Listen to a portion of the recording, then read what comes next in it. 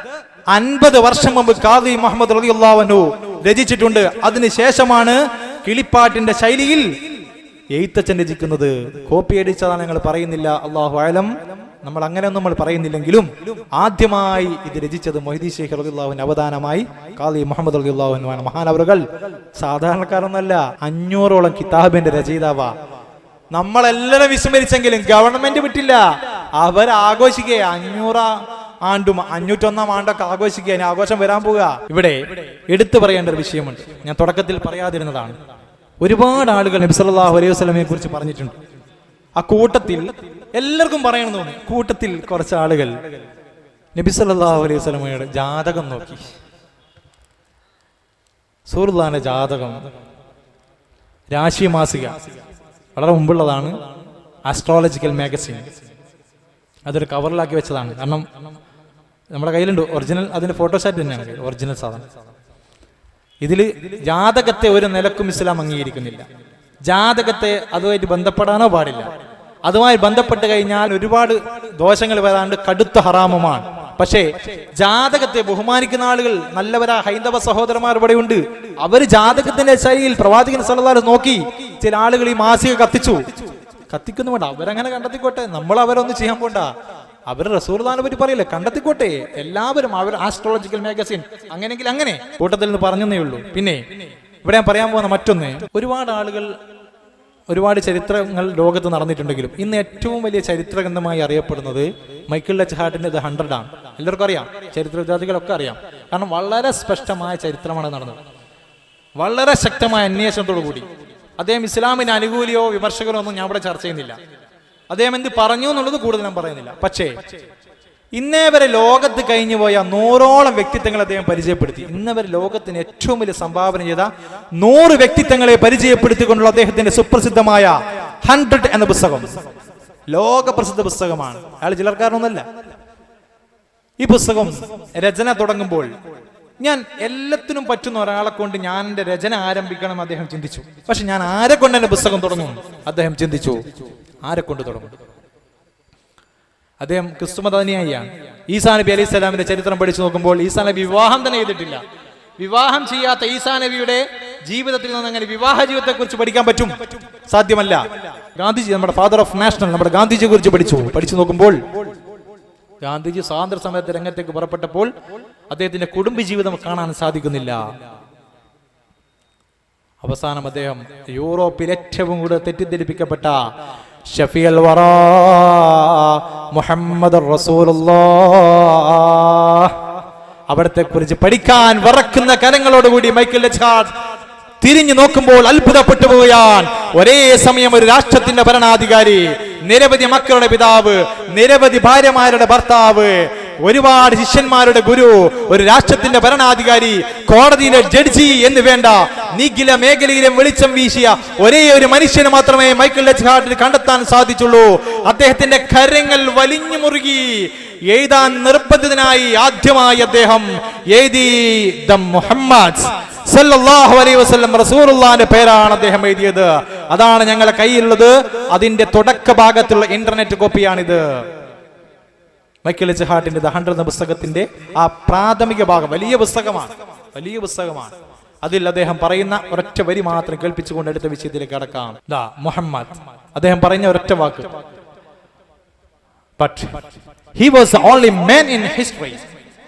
ഇദ്ദേഹം ചരിത്രത്തിലെ ഒരേ ഒരു മനുഷ്യനാണ്. ഇനി വേറെ എന്ത് വേണം? പഠിച്ചിട്ട് എഴുതിയാണ്. ചരിത്രത്തിലെ ഒരേ ഒരു മനുഷ്യൻ. എന്തിലെല്ലാം? റിലീജിയസ് ആൻഡ് സെക്യുലർ ലെവൽസ്, മതത്തിലും മതേതരത്വത്തിലും. ഇനി ഒന്നും അതിൽ വരാനില്ല. മതത്തിലും മതേതരത്വം എല്ലാം വന്നു. ഈ ഇദ്ദേഹം ചരിത്രത്തിലെ ഒരേ ഒരു മനുഷ്യനാണ്. ഒരുപാട് വായിക്കാനുണ്ട് എന്ന് പറഞ്ഞ് മൈക്കിൾ എച്ച് ഹാർട്ട് ഇദ്ദേഹം ഇതിനെ എഴുതിയപ്പോൾ ഒരുപാട് കോളിളക്കങ്ങൾ അമേരിക്കയിലും യൂറോപ്യൻ രാഷ്ട്രങ്ങളിലുണ്ടായി. അവരതിന് അക്കമിട്ട് മറുപടി കൊടുത്തു. ഇതുപോലൊരു മനുഷ്യൻ ചരിത്രത്തിലില്ല. സുബ്ഹാനല്ലാഹ്. ചോദിക്കട്ടെ, ഈ ഹബീബിനെ നമ്മൾ എത്ര പേര് പഠിച്ചു? ഞാനും നിങ്ങളും. അല്ലാഹു ഇത് പഠിക്കാനുള്ള സബബാക്കി മാറ്റി തരുമാറാകട്ടെ. ഞാൻ ആ വിഷയത്തിൽ നിന്ന് ബോധപൂർവം പിന്മാറുകയാണ്. ഇൻഷാ അല്ലാഹ് അടുത്തത് നബി സല്ലല്ലാഹു അലൈഹി വസല്ലമയുടെ തിരുനാമം അനുയായികൾ പേരായി സ്വീകരിച്ചതുപോലെ, നബി സല്ലല്ലാഹു അലൈഹി വസല്ലമയുടെ തിരുനാമം അനുയായികൾ പേരായി സ്വീകരിച്ചതുപോലെ മറ്റൊരു നേതാവിൻ്റെയും പേര് അവരുടെ അനുയായികൾ പേരായി സ്വീകരിച്ചിട്ടില്ല. ലോകത്ത് ഏറ്റവും കൂടുതൽ ഉള്ള നാമമേത്? യഥാർത്ഥത്തിൽ നമുക്കറിയാം, മാതാപിതാക്കൾക്ക് മക്കളോടുള്ള ബാധ്യതകളിൽ പെട്ടതാണ് കുട്ടികൾക്ക് നല്ല പേരിട്ട് കൊടുക്കുക എന്നുള്ളത്. നല്ല പേര് മക്കൾക്കിട്ട് കൊടുക്കുക എന്നത് വിശുദ്ധ ഇസ്ലാം മാതാപിതാക്കളോട് കൽപ്പിക്കുന്ന മക്കളോടുള്ള ബാധ്യതയാണ്. അങ്ങനെ നോക്കുമ്പോൾ ലോകത്താകമാനം ഇത്തരത്തിൽ കുട്ടികൾക്ക് പ്രത്യേക ദിവസങ്ങളിൽ അതൊരു ആചാരമായിട്ടോ പ്രത്യേക തരത്തിലുള്ള ആഘോഷമായിട്ടോ ഒക്കെ മക്കൾക്ക് പേരിടാറുണ്ട്. അങ്ങനെ കണക്കെടുത്തൊന്ന് പരിശോധിക്കുമ്പോൾ നമുക്ക് വളരെ വ്യക്തമായി മനസ്സിലാക്കാൻ സാധിക്കും, ലോകത്ത് വെച്ച് സർവ്വവിജ്ഞാനകോശം എന്ന രീതിയിൽ എഴുതപ്പെട്ടിട്ടുള്ള ഏറ്റവും ആധികാരിക ഗ്രന്ഥമാണ് ദ എൻസൈക്ലോപീഡിയ ബ്രിട്ടാനിക്ക.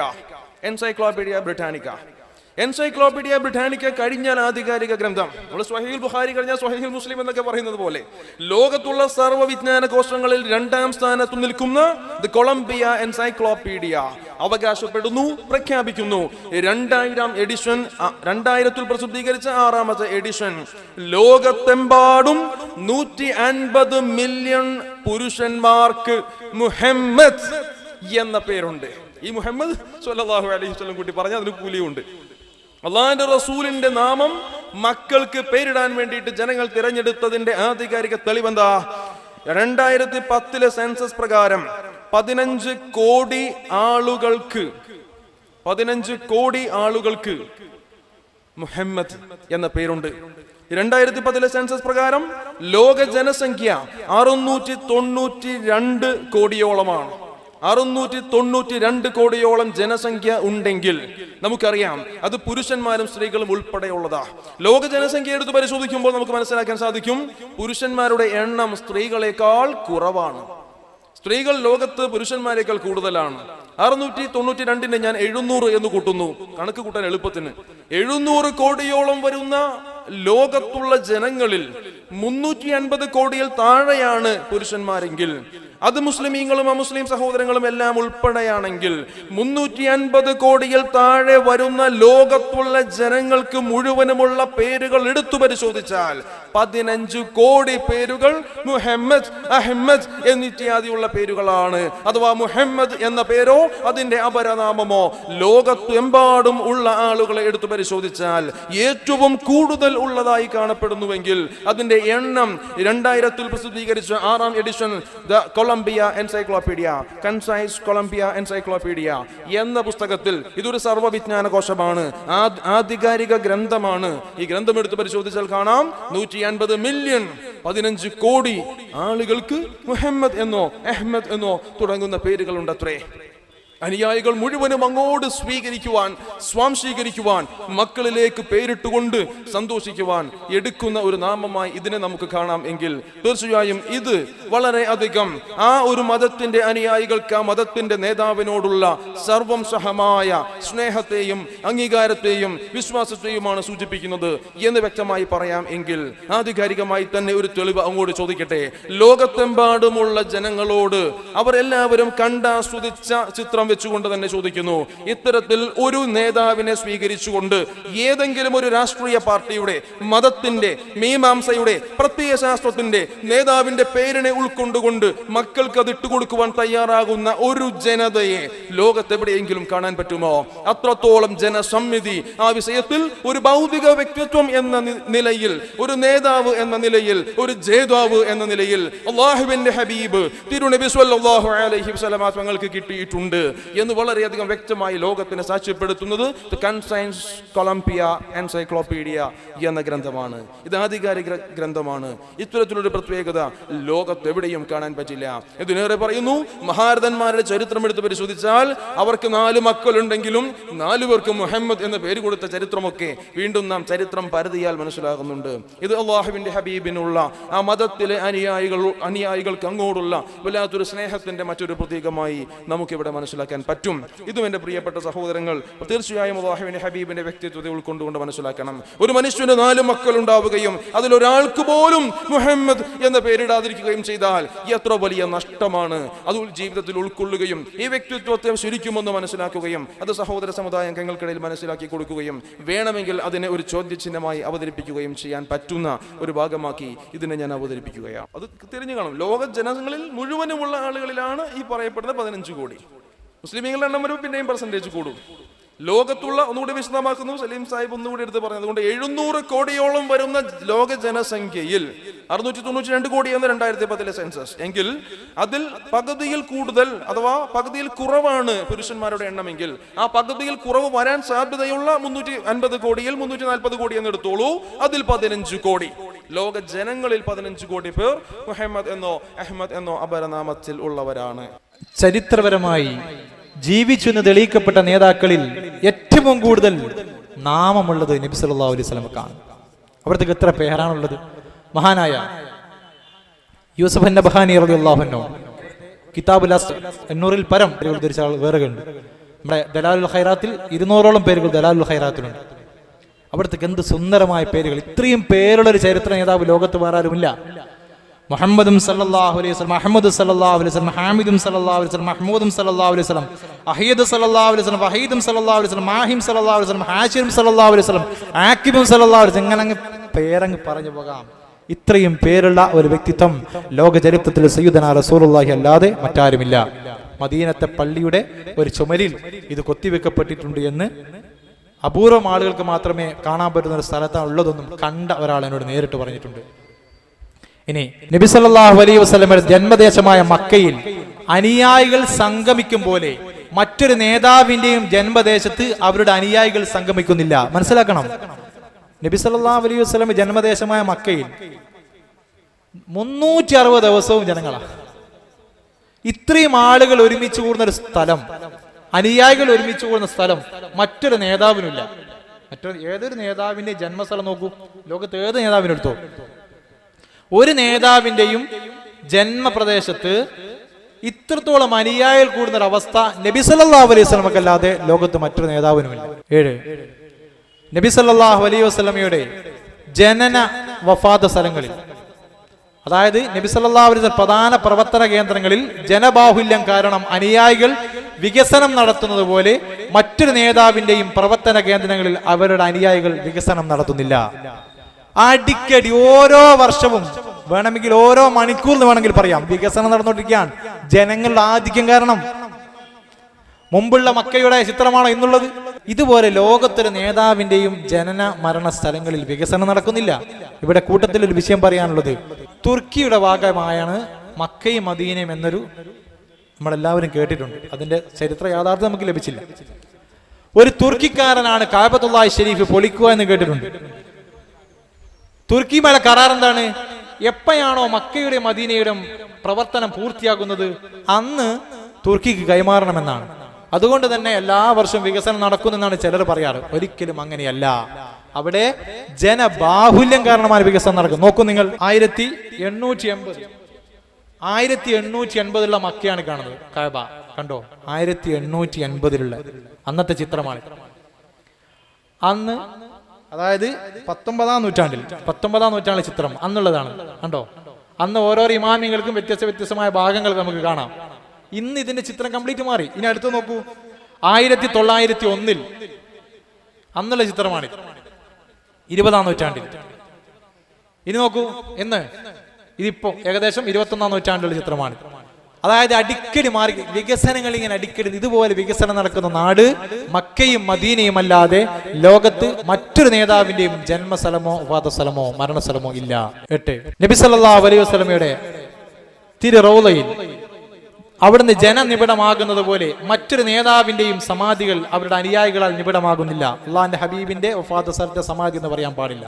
മൊത്തത്തിൽ പരിഗണിച്ചുകൊണ്ടാണ് മറ്റുള്ളവരുടെ പേര് വരുന്ന സ്ഥലത്ത് മാത്രമാണ് സമാധി എന്ന് ഉപയോഗിച്ചത്. അള്ളാഹിന്റെ ഹബീബിന്റെ ആ തിരു റൗളയിൽ ജനങ്ങൾ 24 മണിക്കൂർ ആളുകളാണ്. 24 മണിക്കൂറും. ചോദിക്കട്ടെ, ലോകത്തെ എത്ര നേതാക്കളും ജേതാക്കളും കഴിഞ്ഞുപോയി? ഏതെങ്കിലും ഒരു നേതാവിന്റെ അന്ത്യവിശ്രമ സ്ഥലത്ത് ഇതുപോലെ ജനങ്ങളുണ്ടോ? 24 മണിക്കൂറും ആളുകളല്ലേ, 24 മണിക്കൂറും അനുയായികളുടെ പ്രവാഹമല്ലേ? ഇതുപോലെ ജനനിബിഡമാക്കുന്ന ഒരു സ്ഥലം ലോക ചരിത്രത്തിൽ ഏതെങ്കിലും നേതാവിന്റെ അന്ത്യവിശ്രമ സ്ഥലമുണ്ടോ? എപ്പോഴും ആളുകളാണ്. നോക്കൂ, നിങ്ങൾക്ക് ഇവിടെ കാണാം, നമ്മുടെ സൗദി ഭരണാധികാരി ഇവിടെ ഹുജ്റത്ത് ഷരീഫ് സിയാറത്ത് ചെയ്യുമ്പോൾ അവിടെ ചില ആളുകളുണ്ട്, സിയാറത്ത് ചെയ്യാൻ സമ്മതിക്കില്ല, പോന്ന് പറഞ്ഞ ആട്ടും. അവിടെ ദ്വാൻ ചെയ്യാൻ നോക്കുമ്പോ അതെല്ലാം ശിർക്കാണെന്ന് പറഞ്ഞ് മാറ്റാൻ ശ്രമിക്കും. എന്നാലേ സൗദി രാജാവ് അതാ കൈ ഉയർത്തി സിയാറത്ത് ചെയ്യുന്നു. ആരും ആട്ടാൻ വന്നില്ലല്ലോ. അബ്ദുള്ള രാജാവേ സിയാറത്ത് ചെയ്യാണ്. ഇതുപോലെ നിരന്തരം പാമരന്മാരും പണ്ഡിതന്മാരും രാജാക്കന്മാരും എല്ലാവരും സിയാറത്ത് ചെയ്യുകയാണ്. മനസ്സിലാക്കണം, ഇതുപോലെ സിയാറത്ത് 24 മണിക്കൂറും ആളുകൾ ഒരുമിച്ച് കൂടുന്ന ഒരു അന്ത്യവിശ്രമ സ്ഥലം ഹബീബായ റസൂലുള്ളാഹി സ്വല്ലല്ലാഹു അലൈഹി വസല്ലമക്കല്ലാതെ ലോകത്ത് മറ്റൊരു നേതാവിനുമില്ല. ചോദിക്കട്ടെ, അവിടുത്തെ തിരുറൗളയ്ക്ക് മുകളിൽ കാണുന്ന പച്ചക്കുപ്പയുണ്ടല്ലോ, കുബ്ബത്തുൽ ഹദറ, ആ കുബ്ബത്തുൽ ഹദറ കാണാത്ത ആരെങ്കിലും ലോക ചരിത്രത്തിലുണ്ടോ? ചോദിക്കട്ടെ. മുസ്ലിങ്ങളും അമുസ്ലിങ്ങളും എല്ലാവർക്കും അറിയാം, അള്ളാഹിന്റെ ഹബീബിന്റെ പച്ചക്കുബ്ബ കാണാത്തവർ, യാദൃശികമായിട്ടെങ്കിലും കണ്ടുപോകാത്തവർ ആരും ലോകത്തുണ്ടാവില്ല. എങ്ങനെയെങ്കിലും അമുസ്ലിങ്ങൾ വരെ കണ്ടുപോകും ആ പച്ചക്കുബ്ബ. അത് കാണാത്തവർ അപൂർവം മാത്രമേ ഉണ്ടാവുകയുള്ളൂ. ഇത്രത്തോളം അറിയപ്പെടുന്ന ഒരു അന്ത്യവിശ്രമ സ്ഥലം നേതാക്കളുടെ കൂട്ടത്തിലോ മനുഷ്യന്മാരുടെ കൂട്ടത്തിൽ തന്നെ നബി സല്ലല്ലാഹു അലൈഹി വസല്ലമക്കല്ലാതെ ലോകത്ത് ഒരു നേതാവിനുമില്ല. ഇനി അടുത്തത്, സമയം ഏകദേശം 10:15 തീർക്കണം എന്നുള്ളതുകൊണ്ടാണ് പെട്ടെന്ന് പറഞ്ഞു പോകുന്നത്, ക്ഷമിക്കണം. ഇനി മനുഷ്യരിൽ ഒരാൾ പോലും ഗുരുവായില്ലാതെ, ഒരാളും ഗുരുവില്ല, അള്ളാന്റെ ഹബീബിന് ഒരാളും ഗുരുവില്ലാതെ ലോകത്തിന് മൊത്തം വിജ്ഞാനം വിതറിയ ഷഫീഉൽ വറ മുഹമ്മദ് റസൂലുള്ളാഹി, ഒറ്റൊരു മനുഷ്യനും അവിടത്തേക്ക് ഗുരുവില്ല കേട്ടോ.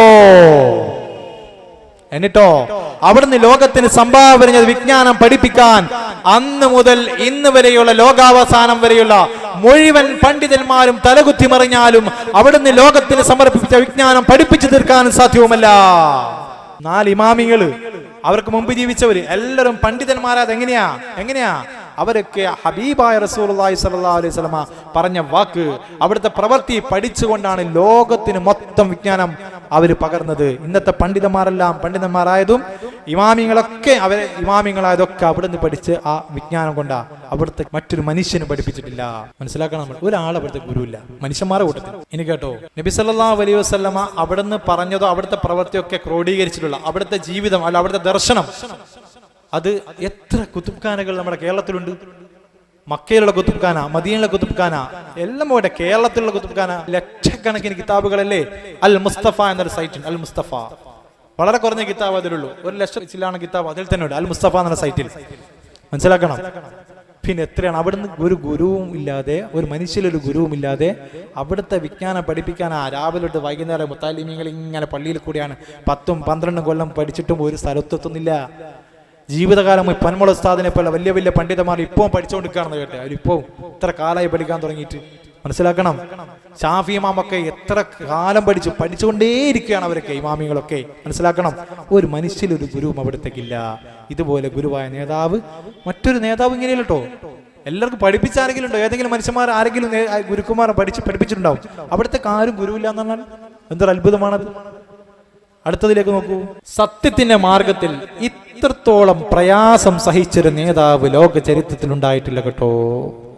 കരഞ്ഞു പോകും ആ രംഗങ്ങൾ കേട്ടാൽ. എത്രയാണ് വേദനിപ്പിച്ചത്. വേദനിപ്പിച്ചതിന് വല്ല അറ്റവുമുണ്ടോ?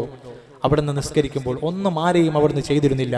നിസ്കരിക്കുമ്പോൾ ഒട്ടകത്തിന്റെ വളരെ ഭാരമുള്ള കുടൽമാല പെരടിയിലിട്ടു, തലയുയർത്താൻ പറ്റിയില്ല. ഫാത്തിമ ബീബി അത് മാറ്റിക്കൊടുത്തു.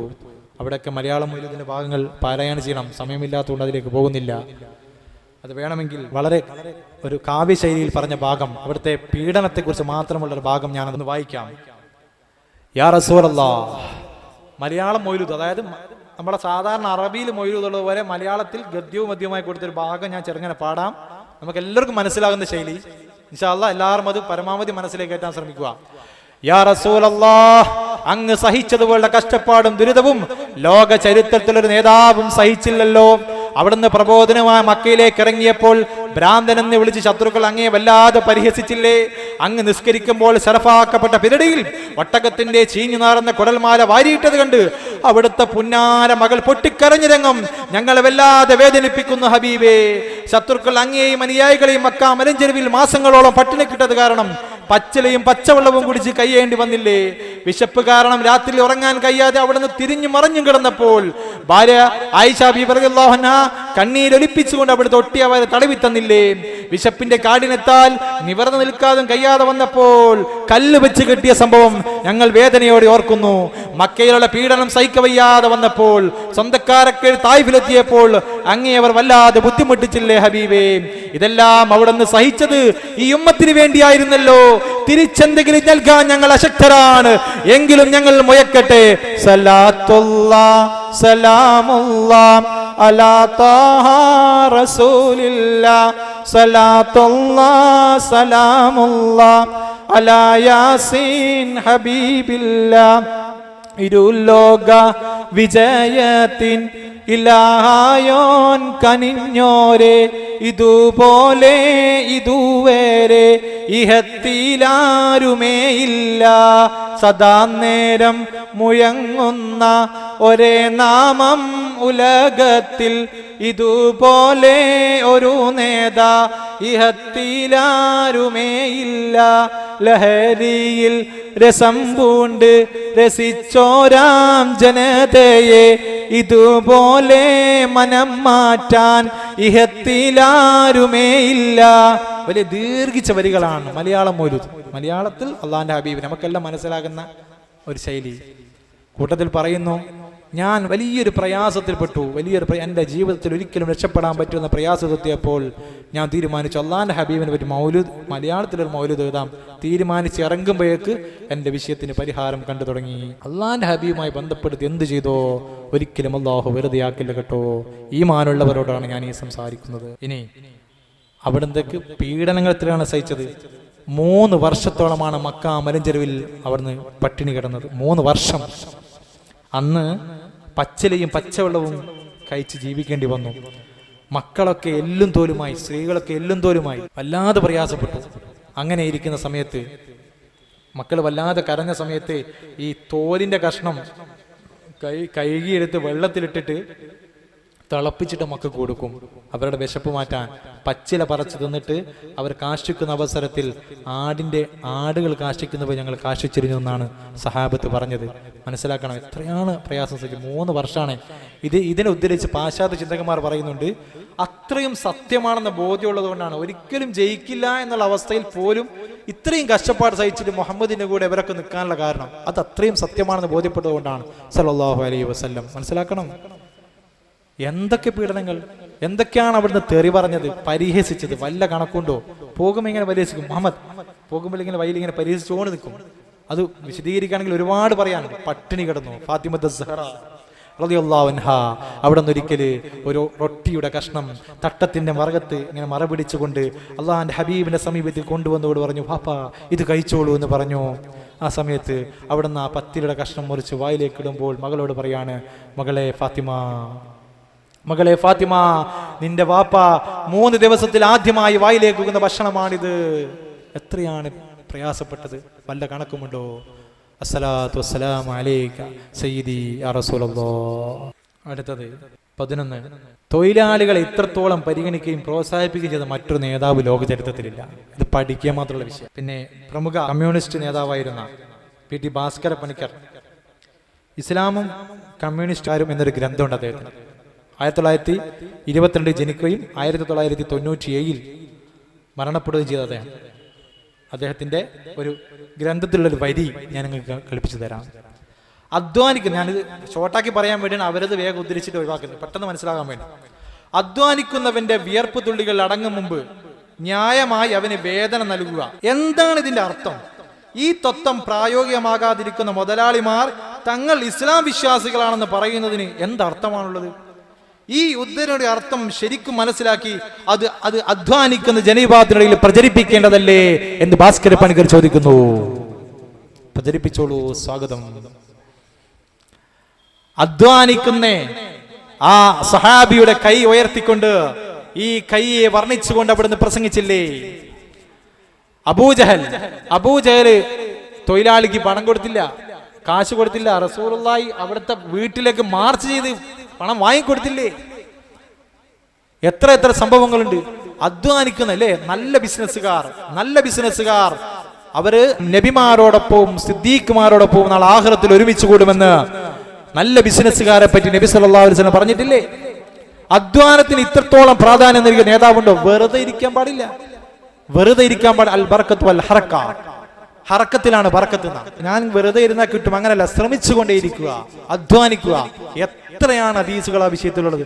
ഞാൻ വായിച്ചാൽ എന്റെ വിഷയത്തോട് നീതി പുലർത്താൻ എനിക്ക് പറ്റാത്തതുകൊണ്ട് പെട്ടെന്ന് ഞാൻ വിഷയത്തിലേക്ക് കടക്കുന്നു. സ്ത്രീത്വത്തിന് ഇത്രയും പ്രാധാന്യം കൽപ്പിച്ചൊരു നേതാവ് ലോക ചരിത്രത്തിലില്ല. ഇപ്പൊ ആ വിവാദം നടന്നുകൊണ്ടിരിക്കുകയല്ലേ. സ്ത്രീത്വത്തിന് ഇസ്ലാം കൽപ്പിച്ച പ്രാധാന്യം ഇത്രയാണ്. ജനിക്കാൻ പാടില്ലാത്ത ടീമിനെ ജനിക്കാനുള്ള അംഗീകാരം അവർക്ക് എന്നാൽ ജീവിതപാത വെട്ടിത്തുറന്നു കൊടുത്തു. ലോകത്തൊരാളും അനന്തരാവകാശ സ്വത്ത് കൊടുക്കാത്ത സമയത്ത് സ്ത്രീകൾക്ക് ഇസ്ലാം ലോകത്ത് ആദ്യമായി അനന്തരാവകാശ സ്വത്ത് കൊടുത്തു. അലക്സാണ്ടർ ജേക്കബ് അദ്ദേഹം വെട്ടിത്തുറന്ന് പറയുന്നുണ്ട്. എന്താണ് പറയുന്നത്? പ്രവാചകന്റെ 6ാമത്തെ വലിയ സംഭാവന നിയമ രംഗത്താണ്. ഒരു നിയമം ഉണ്ടാക്കുക എന്ന് പറയുന്നത് വളരെ ബുദ്ധിമുട്ടുള്ള സംഭവമാണ്. കാരണം വരും നൂറ്റാണ്ടുകളിലെ മനുഷ്യൻ എങ്ങനെ ജീവിക്കുമെന്നും എങ്ങനെ ചിന്തിക്കുമെന്നും മുൻകൂട്ടി കണ്ടെങ്കിലേ സ്ഥായിയായ ഒരു നിയമം ഉണ്ടാക്കാൻ പറ്റുമോ.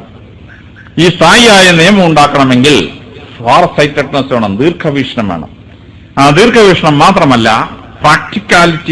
പ്രാക്ടിക്കലായി മനുഷ്യന്റെ ജീവിതത്തിനുള്ള സാഹചര്യം എങ്ങനെയെന്ന് കണ്ടുപിടിച്ചെങ്കിൽ മാത്രമേ ഒരു നിയമസംഹിത ഉണ്ടാക്കാൻ പറ്റുള്ളൂ.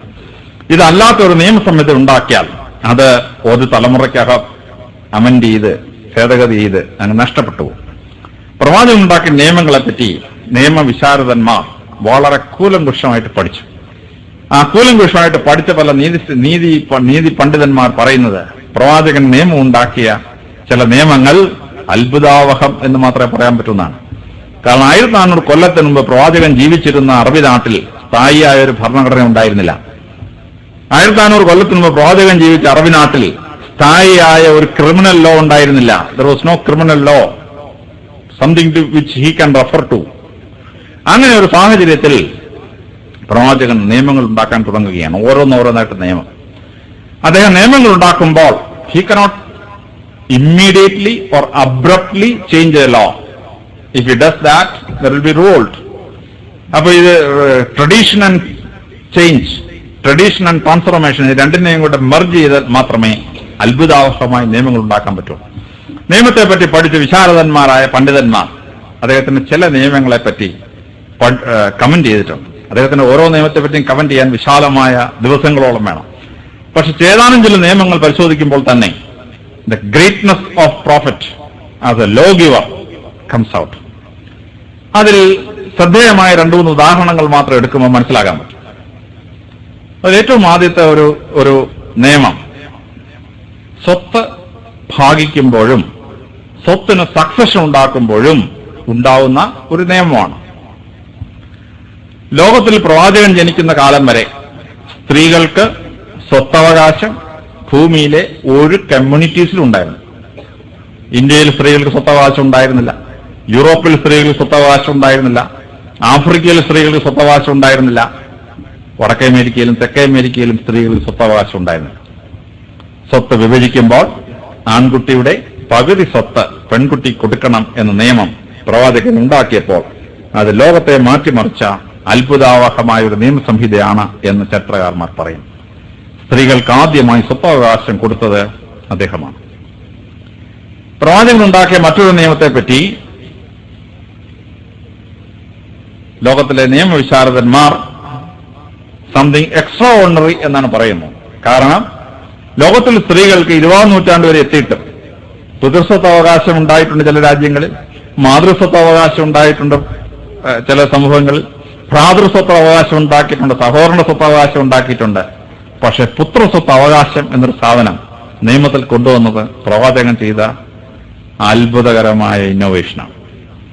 ഒരമ്മ ജീവിച്ചിരിക്കുമ്പോൾ ഒരാൺകുട്ടി മരിച്ചാൽ ആ ആൺകുട്ടിയുടെ സ്വത്തിന്റെ 1/6 അമ്മയ്ക്ക് കിട്ടണം എന്നുള്ള നിയമം. ഈ പുത്രസ്വത്ത് അവകാശം എന്ന് പറയുന്ന റവല്യൂഷൻ ഈ സംതിങ് എക്സ്ട്രാ ഓർഡിനറി. പ്രാക്ടിക്കൽ എന്ന് മാത്രമല്ല, കാലാതിശയിയായ ഒരു നിയമമാണ് അവിടെ അദ്ദേഹം അവതരിപ്പിക്കുന്നത്. എന്നാൽ അദ്ദേഹം ഉണ്ടാക്കിയ ഏറ്റവും ഭയങ്കര നിയമം എന്ന് പറയുന്നത് സ്ത്രീ സംരക്ഷണത്തിന് വേണ്ടി അദ്ദേഹം ഉണ്ടാക്കിയ സ്ത്രീധനം മറുദിശയിലേക്ക് ഒഴുക്കിയ അത്ഭുതമാണ്. ലോകത്തിലെ എല്ലാ സമൂഹങ്ങളിലും വിവാഹം കഴിക്കുമ്പോൾ പെൺകുട്ടിയുടെ വീട്ടിൽ നിന്ന് പുരുഷന്റെ വീട്ടിലേക്കാണ് സ്ത്രീധനം പോയിക്കൊണ്ടിരുന്നത്. പെൺകുട്ടിയുടെ വീട്ടിൽ നിന്ന് ആൺകുട്ടിയുടെ വീട്ടിലേക്കാണ് സ്ത്രീധനം കൊടുത്തുകൊണ്ടിരുന്നത്. പക്ഷെ പ്രവാചകൻ ആ നിയമം മാറ്റി എഴുതി. അദ്ദേഹം പറഞ്ഞു, വിവാഹം കഴിക്കുമ്പോൾ ഒരു മൊഹർ പെൺകുട്ടിയുടെ വീട്ടിലോട്ട് കൊടുത്തിട്ട് വേണം കല്യാണം കഴിക്കാൻ എന്നാണ്. ലോകത്താദ്യമായി സ്ത്രീകൾക്ക് സ്വത്തവകാശം വകവെച്ചു കൊടുത്ത മതം ഇസ്ലാമാണ്. ആദ്യമായിട്ടേ ഇന്ത്യ ഇസ്ലാം സ്ത്രീകൾക്ക് ഒരു സ്വാതന്ത്ര്യം കൊടുക്കുന്നില്ല എന്ന് പറയുന്നത്. അറേബ്യയിലേക്ക് ചെന്ന് നോക്കൂ സഹോദരന്മാരെ, ഇപ്പയും ചെന്ന് നോക്കൂ. സ്ത്രീകൾക്ക് ഇസ്ലാം കൊടുത്ത സ്വാതന്ത്ര്യത്തെ ചൂഷണം ചെയ്യാൻ ഇന്നത്തെ സ്ത്രീകൾ അവിടെ എല്ലാം അവിടെ പെണ്ണുങ്ങളെ. ഒരു പെൺകുട്ടി അറബിക്ക് ജനിക്കുക എന്ന് പറയുന്ന അറബിക്ക് വലിയ സന്തോഷാ. നമുക്കോ ഇന്ത്യക്കാർക്കോ കേരളക്കാർക്കോ ഒരു പെൺകുട്ടി ജനിക്കുക എന്ന് പറയുന്ന ടെൻഷൻ അല്ലേ? അറബികൾക്ക് വലിയ സന്തോഷാ. കാരണം കുറെ പണം ഇങ്ങോട്ട് കിട്ടും. ഇന്നും ആ സന്തോഷം നിലനിൽക്കുകയാണ് അറേബ്യൻ രാഷ്ട്രങ്ങളിൽ. സ്ത്രീകൾക്കാണ് വില. അത് ഇന്ന് ചൂഷണം ചെയ്യുന്നത് വേറെ വിഷയം. എന്താണ് ഇസ്ലാം കൊടുത്ത ഇത്? ആ മണ്ണിനടിയിൽ നിന്നും പൊടിപരണ്ട് കിടക്കുന്ന പൊന്നുമോളെ എടുത്തുകൊണ്ട് തോളിൽ കിടത്തി മുട്ടി ഉണർത്തി ലോകത്തിന് മുഴുവൻ ചരിത്രം പഠിപ്പിച്ച, ലോകത്തിന് മുഴുവൻ മാതൃക പഠിപ്പിച്ച വിശുദ്ധ ദീനിന്റെ പ്രവാചകൻ സല്ലല്ലാഹു അലൈഹി വസല്ലമയെ സ്ത്രീ വിരുദ്ധനായി ചിത്രീകരിക്കാൻ തയ്യാറുള്ള ആരെങ്കിലും ഉണ്ടെങ്കിൽ ഞങ്ങൾ ഡിബേറ്റിന് തയ്യാറാണ്, അറിയിച്ചുകൊള്ളുന്നു. റസൂലുള്ളാഹി സല്ലല്ലാഹു അലൈഹി വസല്ലമ തങ്ങൾ സ്ത്രീ വിരുദ്ധനാണെന്ന് തെളിയിക്കാൻ കഴിവുള്ള ഏതെങ്കിലും ഭൗതികന്മാരുണ്ടെങ്കിൽ ഞങ്ങൾ വെല്ലുവിളിക്കുന്നു. സൗഹൃദമായ ഒരു ചർച്ചയ്ക്ക് ഞങ്ങൾ തയ്യാറാണ്. എന്താ കാരണം? നബി സല്ലല്ലാഹു അലൈഹി വസല്ലം പറഞ്ഞത് എന്താണ് അവിടുന്ന് പറഞ്ഞത്? മോളെ, മകനെ, നിന്റെ മാതാവിന്റെ കാലടിയിലാണ് നിന്റെ സ്വർഗം. നിന്റെ പെണ്ണാകുന്ന മാതാവിന്റെ കാലടിയിലാണ് മക്കളുടെ സ്വർഗമെന്ന് തുല്യതയില്ലാത്ത പ്രഖ്യാപനം ലോകത്താദ്യമായി നടത്തിയത് ഷഫീൽ വറ മുഹമ്മദ് റസൂലുള്ളാഹി സ്വല്ലല്ലാഹു അലൈഹി വസല്ലമയാ. മറ്റാരെങ്കിലും ഇത്രത്തോളം വലിയ വർത്തമാനം ആരെങ്കിലും ലോകത്ത് പറഞ്ഞിട്ടുണ്ടോ? സംസാരിച്ചത് മാത്രമല്ല, ലോകത്ത് ഏത് കാലത്താണ് കാണിച്ചു കൊടുത്തത്? വൈൻ, വുമൻ, വാർ, 3 ഡബ്ല്യൂന് വേണ്ടി ജീവിച്ച ഡാർക്ക് ഏജ് എന്ന് പറഞ്ഞ കാട്ടാളന്മാര് ജീവിച്ച കാലഘട്ടത്തിലാണ് ഒരു പെൺകുട്ടി ഒരു പിതാവിന്റെ ഒപ്പം സഞ്ചരിക്കുക എന്ന് പറഞ്ഞാൽ അപമാനമായി കരുതിയ കാലഘട്ടത്തിൽ അവിടുന്ന് ചെയ്തത് എന്താണ്? അവിടുത്തെ മകൾ ഫാത്തിമത്ത് സഹ്റ, ആ പുന്നാര മകളെ അള്ളാന്റെ ഹബീബ് രാഷ്ട്രീയപരമായ ചർച്ചയ്ക്ക് പോകുമ്പോൾ മകളെ കൈപിടിച്ച് കൊണ്ടുപോകുന്നത് അറബികൾ കാണുന്നു. മറ്റുള്ള ലോക നേതാക്കന്മാരോട് റസൂലുള്ള ചർച്ച നടത്തുമ്പോൾ ഫാത്തിമ ബീബി റസൂലുള്ളാന്റെ മടിയിൽ മലർന്നു കിടന്നിട്ട് അവിടുത്തെ താടി പിടിച്ച് കളിക്കുന്നു. അവിടുന്ന് ഫാത്തിമയെ ചുംബിക്കുന്നു. അനുയായികൾ കാണുന്നു, അവരും അത് പകർത്തുന്നു. എന്താണ് പ്രാക്ടിക്കലായിട്ട് കാണിച്ചു കൊടുത്തു? എന്താ പറഞ്ഞത്? 3 പെൺകുട്ടികൾ ഒരാൾ വളർത്തുകയും അവരെ മാന്യമായ രൂപത്തിൽ വിവാഹം ചെയ്തു കൊടുക്കുകയും ചെയ്താൽ അവന് സ്വർഗം ഞാൻ വാഗ്ദാനം ചെയ്യുന്നു അവിടുന്ന് പറഞ്ഞു. സഹാബത്ത് ആഗ്രഹിച്ച ഒരു പെൺകുട്ടി ജനിച്ചെങ്കിൽ എന്ന് ആഗ്രഹിക്കുന്ന അവസ്ഥയിലേക്ക് അവരെത്തി. ഇതൊക്കെ പഠിക്കുന്നവരെങ്ങനെ അവിടുത്തെ ഒരു സ്ത്രീ വിരുദ്ധനായി കാണിക്കാം? മുഖം മറയ്ക്കുന്നു. അത് പ്രൊട്ടക്ഷനാണ് സഹോദരന്മാരെ, പ്രൊട്ടക്ഷൻ. ക്രിക്കറ്റ് കളിക്കുന്ന ആളുകൾ കാണുന്നില്ലേ, ഒരു അവിടെ മുഖത്തൊരു നെറ്റ്, കാലിലൊരു പാഡ്, മണിപ്പാഡ്, അവിടെയും ഇവിടെയൊക്കെ പ്രൊട്ടക്ഷൻ. നമ്മൾ പറയും എന്താണ് സ്വാതന്ത്ര്യം കൊടുക്കുന്നില്ല ക്രിക്കറ്റ് കളിക്കാൻ, അതൊക്കെ തുറന്നിട്ട് എന്തിനാണത്? അപകടം പറ്റുന്നതിനാണ്, പ്രൊട്ടക്ഷന് വേണ്ടിയിട്ടാണ്. ഇതേപോലെ സ്ത്രീകളുടെ പ്രൊട്ടക്ഷനാണത്. ആരാണ് സമ്മതിക്കാത്തത്? സൈക്കോളജി, ഞങ്ങൾ 2 പേര് സൈക്കോ ട്രെയിനർമാരാണ്. പറയട്ടെ, ആധുനിക സൈക്കോളജി പറയുന്നത് എന്താ? ഒരു സ്ത്രീയുടെ മാംസളമായ ഭാഗത്തേക്ക് നോക്കുന്ന പുരുഷന്റെ മനസ്സിൽ ലോലവികാരങ്ങൾ ഉണരുകയും അവനത് എങ്ങനെ പരിഹരിക്കണം എന്ന് കരുതാതെ വളരെ പ്രയാസപ്പെടുകയും ചെയ്യും. എങ്ങനെങ്കിലും അവനത് കാട്ടിക്കൂട്ടുമെന്നാണ് പറയുന്നത്. അതൊരു ഊർജ്ജമാണ്, എനർജിയാണ്. അപ്പം സ്ത്രീകളുടെ മാംസളമായ ഭാഗങ്ങളൊക്കെ പൊതിയപ്പെട്ടാൽ അവൾ സുരക്ഷിതയാണ്, നാടും സുരക്ഷിതയാണ്. നിങ്ങൾ അറിയുമോ, ഇസ്ലാമിക സാമ്രാജ്യത്തിൽ അന്ന് ഇസ്ലാം കൊണ്ടുവന്ന സ്ഥലത്ത് ഒരറ്റം മുതൽ മറ്റേ അറ്റം വരെ ഒരു സ്ത്രീക്ക് പാതിരാവിൽ സഞ്ചരിക്കാമായിരുന്നു. ചെന്നായ്ക്കളയല്ലാതെ മറ്റൊന്നിനെയും അവർ ഭയപ്പെടേണ്ട അവസ്ഥ ഉണ്ടായിരുന്നില്ല. അന്നേ കാണിച്ചു കൊടുത്തു ലോകത്തിന്. എന്നിട്ട് ഹബീബിനെ സ്ത്രീ വിരുദ്ധനായി ചിത്രീകരിക്കുകയോ? ലെവലേഷൻ ചരിത്രം പഠിക്കാത്ത ആളുകൾ, മലയാളത്തിലെ ചില ബുദ്ധിജീവികൾ എന്ന് പറയുന്ന ആളുകൾ പറയുകയാണ് പ്രവാചകൻ എന്ത് പ്രവാചകൻ? ഇരുന്നിട്ട് വട്ടമേശയ്ക്ക് ഇരുന്ന് ചർച്ച ചെയ്യട്ടെ, ചരിത്രങ്ങൾ സംസാരിക്കട്ടെ. ഏറ്റവും വലിയ മാന്യനാരാണ്? ഭാര്യനോട് ഏറ്റവും നന്നായി പെരുമാറുന്നവനാണ് ഏറ്റവും വലിയ മാന്യമെന്ന് ലോകത്തോട് പ്രഖ്യാപിച്ചത് ആരാ? നബി സല്ലല്ലാഹു അലൈഹി വസല്ലം. ഏറ്റവും നല്ല മാന്യനാരാ? സമൂഹത്തോടുള്ളവനല്ല. ആരാണ്? സ്ത്രീകളോട് മാന്യമായി പെരുമാറുന്നവനാണ്. നോട്ടം ഒരു അസ്ത്രമാണെന്നല്ലോ. ഇപ്പൊ നിങ്ങൾ ലവ് ചിഹ്നം വരച്ചിട്ട് ഒരു അസ്ത്രം, ഇപ്പൊ ആധുനികന്മാർ ഉപയോഗിക്കുന്ന അസ്ത്രമാണ് അല്ലെ?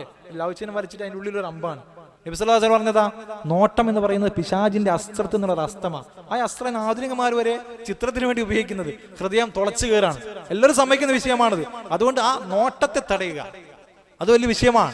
ബുദ്ധിയുള്ള ഏതൊരു മനുഷ്യനും അത് ചിന്തിച്ചാൽ മനസ്സിലാകും. അപ്പൊ സ്ത്രീത്വത്തിന് ഇതുപോലെ പ്രാധാന്യം കൊടുത്ത മറ്റൊരു നേതാവും ലോക ചരിത്രത്തിലില്ല. അടുത്തത്, മാതൃകായോഗ്യമായ കുറ്റകൃത്യങ്ങൾക്ക് ഇത്രയും മാതൃകായോഗ്യമായ ശിക്ഷാവിധി കൊണ്ടുവന്ന മറ്റൊരു നേതാവും ലോക ചരിത്രത്തിലില്ല. നമുക്കറിയാം, ലോകത്ത് മുഴുവനും പലതരത്തിലുള്ള അക്രമങ്ങൾ പടർന്നു പിടിക്കുമ്പോൾ സ്വാഭാവികമായും അത്തരം സാഹചര്യങ്ങളെ നിലക്ക് നിർത്താൻ വേണ്ടി ജനങ്ങളെ മുഴുവനും അതിന്റെ ഭാഗത്തു നിന്നും വേർതിരിച്ച് വഴിമാറ്റി സത്യത്തിന്റെ പാത തെളിച്ചു കൊടുക്കാൻ വേണ്ടി ലോകത്ത് പലപ്പോഴായി പ്രവാചകന്മാർ എത്തിയിട്ടുണ്ട്. അള്ളാഹുവിന്റെ വിശുദ്ധ മതം പഠിപ്പിക്കുന്നു 1,24,000 എന്നല്ല, മറ്റൊരു റിവായത്ത് പ്രകാരം 2,24,000 വരുന്ന പ്രവാചകന്മാർ ലോകത്ത് വന്നിട്ടുണ്ടെന്നാണ്. വിവിധ മതങ്ങളും ഈ വിഷയം വളരെ ഗൗരവമായി ചർച്ച ചെയ്യുന്ന രംഗം നമുക്ക് കാണാം. ഹൈന്ദവ മതം എടുത്ത് പരിശോധിച്ചാൽ നമുക്ക് കാണാം, കുറ്റകൃത്യങ്ങൾ ഇതിങ്ങനെ പെരുകുമ്പോൾ അഥവാ അധർമ്മം ലോകത്തുണ്ടാകുമ്പോൾ അതിനെ കൈകാര്യം ചെയ്യാൻ വേണ്ടിയിട്ട് അവതാരങ്ങൾ വരും എന്ന് ഹൈന്ദവ മതം പ്രഖ്യാപിക്കുന്നുണ്ട്. പരിത്രാണാനായ സാധൂനാം വിനാശായ ച ദുഷ്കൃതാം ധർമ്മ സംസ്ഥാപനാർത്ഥായ സംഭവാമി യുഗേ യുഗേ എന്ന് ഭഗവത്ഗീത പറയുമ്പോൾ സാധുജന സംരക്ഷണത്തിനു വേണ്ടിയും ദുഷ്ജന നിഗ്രഹത്തിനു വേണ്ടിയും ധർമ്മ സംസ്ഥാപനാർത്ഥായ ഭൂമിയിൽ ധർമ്മം സംരക്ഷിക്കപ്പെടാൻ വേണ്ടിയും സംഭവാമി യുഗേ യുഗേ അവതാരങ്ങൾ വരുമെന്നാണ് ഹൈന്ദവ മതം പഠിപ്പിക്കുന്നതെങ്കിൽ, ഇത്തരത്തിൽ ഈ ലോകത്ത് കടന്നു പോയിട്ടുള്ള പല മഹത് വ്യക്തിത്വങ്ങളും നേരത്തെ പറയപ്പെട്ട 2,24,000 പെടുമോ എന്ന ചർച്ച ഇന്നിപ്പോഴും ഗൗരവമായി നടക്കുകയാണ്. ഈ അവതാരങ്ങളെ ദൈവമാക്കുന്നു എന്ന സങ്കല്പത്തിൽ മാത്രമാണ് വിശുദ്ധ ഇസ്ലാം മറ്റുതര മതങ്ങളുമായി ചെറിയൊരു അഭിപ്രായ വ്യത്യാസത്തിൽ വരുന്നത്. അവരൊക്കെ അല്ലാഹുവിന്റെ പ്രവാചകന്മാർ ആയിരിക്കണം എന്ന ചർച്ചയാണ് കൂടുതലായും ഇപ്പോൾ ഇവിടെ നടക്കുന്നത്. അതിനുള്ള മാർഗങ്ങളൊക്കെ, അതിനേക്കുള്ള വഴികളൊക്കെ തെളിഞ്ഞു വന്നുകൊണ്ടിരിക്കുകയാണെങ്കിൽ പലതരത്തിലുള്ള അക്രമങ്ങൾ, കുറ്റകൃത്യങ്ങൾ പെരുകിക്കൊണ്ടിരിക്കുമ്പോൾ അത് ജനങ്ങൾക്കിടയിൽ വല്ലാതെ അങ്ങ് പടർന്നു പിടിക്കുമ്പോഴാണ് അതൊരു സാമൂഹിക പ്രശ്നമായി മാറുന്നത്. അങ്ങനെ സാമൂഹിക പ്രശ്നമായി മാറാൻ സാധ്യതയുള്ള ഒരു ക്യാൻസർ, ഈ ക്യാൻസറിനെ മുളയിലേ നുള്ളണം എന്ന് ഉദ്ദേശിച്ചുകൊണ്ട് തന്നെ അത്തരത്തിൽ ഒരു കുറ്റകൃത്യം ഇവിടെ ആരെങ്കിലും ഒരാൾ ചെയ്താൽ അത് അവിടെ വെച്ച് അവസാനിപ്പിക്കാൻ അഥവാ മുളയിലേ നുള്ളാൻ അതിന് മാതൃകാ യോഗ്യമായ ശിക്ഷ കൊടുക്കുക തന്നെ വേണം എന്നതാണ് വിശുദ്ധ ഇസ്ലാമിന്റെ നിലപാട്. അത് ഏതൊരു സംഭവം എടുത്ത് പരിശോധിച്ചാലും നമുക്ക് മനസ്സിലാക്കാം. ഞാൻ പറഞ്ഞു, അള്ളാഹുവിന്റെ വിശുദ്ധ മതം എന്ന് പറയുന്നത് അത് യഥാർത്ഥത്തിൽ കർമാനുഷ്ഠാനങ്ങൾ നിലനിൽക്കുന്ന അഥവാ വിശ്വാസങ്ങൾക്ക് അപ്പുറത്തേക്ക്, അതല്ലെങ്കിൽ വിശ്വാസങ്ങൾ പോലെ തന്നെ കർമ്മങ്ങളിലൂടെ അള്ളാഹുവിലേക്ക് അടുക്കേണ്ട, രണ്ടാമതായി സ്വഭാവ സംസ്കാരങ്ങൾ പഠിപ്പിക്കുന്ന, സഹോദരങ്ങളോട് എങ്ങനെ പെരുമാറണം, സഹോദര സമുദായങ്ങളോടുള്ള നിലപാട് എങ്ങനെയായിരിക്കണം, മാതാപിതാക്കളോടുള്ള നിലപാടുകൾ എങ്ങനെയായിരിക്കണം എന്നിത്യാദിയുള്ള വിഷയങ്ങൾ മുഴുവനും എടുത്തു പരിശോധിച്ചാൽ സുന്ദരമായ സ്വഭാവ സംസ്കാരങ്ങൾ അല്ലാഹുവിന്റെ വിശുദ്ധ മതത്തിൽ നമുക്ക് കണ്ടെത്താൻ പറ്റും. പിന്നെ അങ്ങ് നോക്കിക്കഴിഞ്ഞാൽ ആരോഗ്യശീലങ്ങൾ അതിലുണ്ട്. ഇൻഷാ അല്ലാഹ് ഉടൻ അത് കടന്നു വരും. നാലാമത്തെ വിഷയമുണ്ടല്ലോ പ്രിയപ്പെട്ട സഹോദരങ്ങളെ, മനസ്സിലാക്കണം. അള്ളാഹുവിന്റെ വിശുദ്ധ മതത്തിൽ വളരെ മനോഹരമായി വിശുദ്ധ ഇസ്ലാം എന്താണെന്ന് ചോദിച്ചാൽ 4 കാര്യങ്ങളെ ഉദ്ധരിച്ചുകൊണ്ട് പറയാവുന്ന 3 എന്റെ പ്രിയപ്പെട്ടവർ കേട്ടെങ്കിൽ, നാലാമതായി നമുക്ക് മനസ്സിലാക്കാം, യഥാർത്ഥ സംഭവ വികാസങ്ങളെ പഠിച്ച് കൂലങ്കഷമായി ചിന്തിച്ച് ന്യായാന്യായങ്ങൾ മനസ്സിലാക്കി വ്യക്തമായ നിയമ സംഹിതകൾ രേഖപ്പെടുത്തപ്പെട്ടിട്ടുള്ള ഒരു വിശുദ്ധ മതമാണ് അല്ലാഹുവിന്റെ വിശുദ്ധ മതം, വിശുദ്ധ ഇസ്ലാം. നിയമ സംഹിതകൾ അതിലുണ്ട്. കുറ്റകൃത്യങ്ങൾ ഉണ്ടായിക്കഴിഞ്ഞാൽ ഓരോന്നിനും ഏതൊക്കെ തരത്തിലുള്ള ശിക്ഷകൾ കൊടുക്കണം എന്നതിനെ പറ്റി വ്യക്തമായ മാർഗനിർദ്ദേശങ്ങൾ അല്ലാഹുവിന്റെ വിശുദ്ധ മതത്തിലുണ്ട്. എത്രത്തോളം ഇത് കാലികമാണ് എന്ന് ചോദിച്ചാൽ ഞാൻ അതിശയപ്പെടുകയാണ്. വളരെ അടുത്ത കാലങ്ങളിൽ ഉണ്ടായ ചർച്ചകൾ മുഴുവനും മാധ്യമങ്ങളിൽ നിറഞ്ഞു നിന്ന, പത്രങ്ങളിൽ നിറഞ്ഞു നിന്ന ചർച്ചകൾ മുഴുവനും നാം എടുത്ത് പരിശോധിച്ചാൽ ഈ ഒരു വിഷയത്തിൽ ഡൽഹിയിലുണ്ടായ കൂട്ടമാനഭംഗ കൊലപാതക കേസ് എടുത്തു പരിശോധിച്ചാൽ 140 കോടിയോളം വരുന്ന ഇന്ത്യക്കാരന്റെ നെഞ്ചിലേറ്റൊരു മുറിവല്ലേ അത്. ആ പെൺകുട്ടിയെ സംബന്ധിച്ചിടത്തോളം ആ കുട്ടി ലോകത്തോട് വിട പറഞ്ഞുവെങ്കിൽ അതിന് കാരണക്കാരായ കാപാലികരെ, ദുഷ്ടന്മാരെ എന്ത് ശിക്ഷ നൽകിക്കൊണ്ടാണ് ജനങ്ങൾക്ക് മുന്നിൽ മാതൃകയാക്കേണ്ടത് എന്ന വിഷയത്തിൽ ഇന്നും ചർച്ചകൾ നടക്കുകയാണ്.